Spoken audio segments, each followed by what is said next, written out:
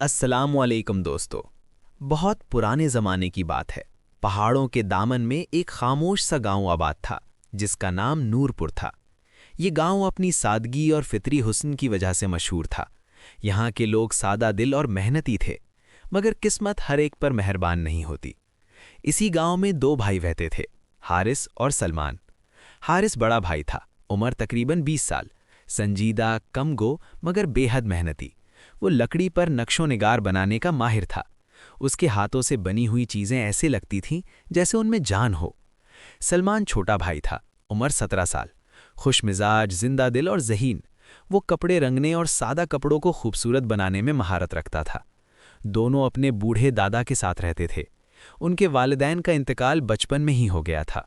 दादा ने बड़ी मेहनत से उन्हें पाला था। जिंदगी आसान नहीं थी, मगर दोनों भाई दिन रात मेहनत करते और अपने दादा का ख्याल रखते। गांव में एक अमीर जमींदार था, शहबाज खान। उसका रौब पूरे इलाके में था। उसकी बेटी आयशा बहुत नाजुक मिजाज और मगरूर थी। एक दिन शहबाज खान ने हारिस और सलमान को अपने घर बुलाया। मुझे अपनी हवेली के लिए खास काम चाहिए, उसने कहा।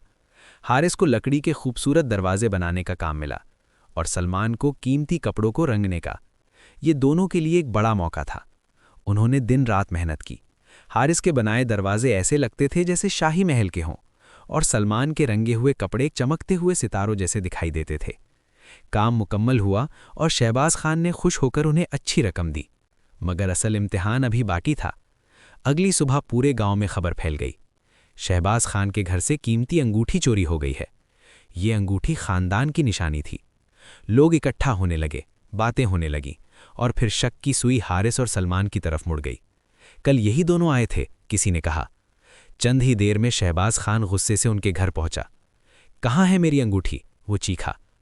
हारिस ने पुरसुकून लहजे में कहा, हमने कुछ नहीं लिया, हम बेकसूर हैं। सलमान की आंखों में आंसू थे, हम चोर नहीं हैं। मगर किसी ने उनकी बात न सुनी। घर की तलाशी ली गई, हर चीज उलट पुलट दी गई, मगर कुछ न मिला। फिर भी फैसला सुनाया गया, तुम दोनों गांव छोड़ दो। रात अंधेरी थी, मगर इससे ज्यादा अंधेरा उनके नसीब में लग रहा था। दादा की तबीयत खराब थी, मगर मजबूरी में तीनों ने गांव छोड़ दिया। रास्ता मुश्किल था, पहाड़ी रास्ते, थकन, भूख, प्यास। दादा बार बार रुक जाते। आखिरकार उन्हें एक पुरानी मस्जिद नजर आई, जहां एक बुजुर्ग मौलाना करीम रहते थे। उन्होंने उन्हें पनाह दी, खाना दिया और आराम करवाया।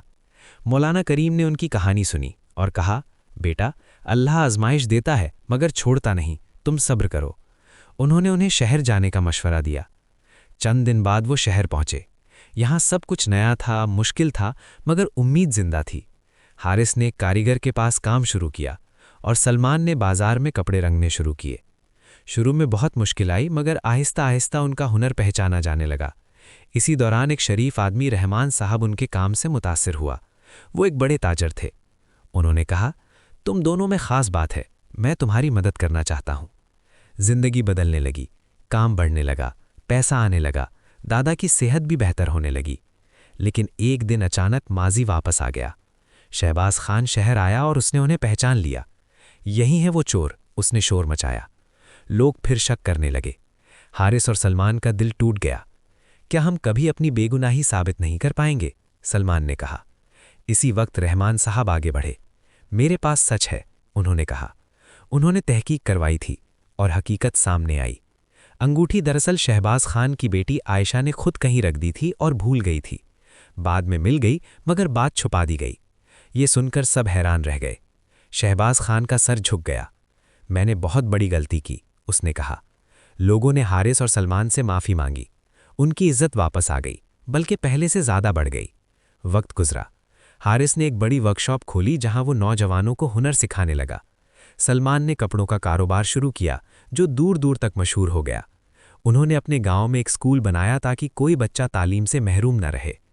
दादा खुशी से कहते, सब्र का फल हमेशा मीठा होता है। सबक, मुश्किल वक्त में हिम्मत न हारो। लोग चाहे कुछ भी कहें, सच एक दिन ज़रूर सामने आता है, और अल्लाह अपने बंदों को कभी तन्हा नहीं छोड़ता।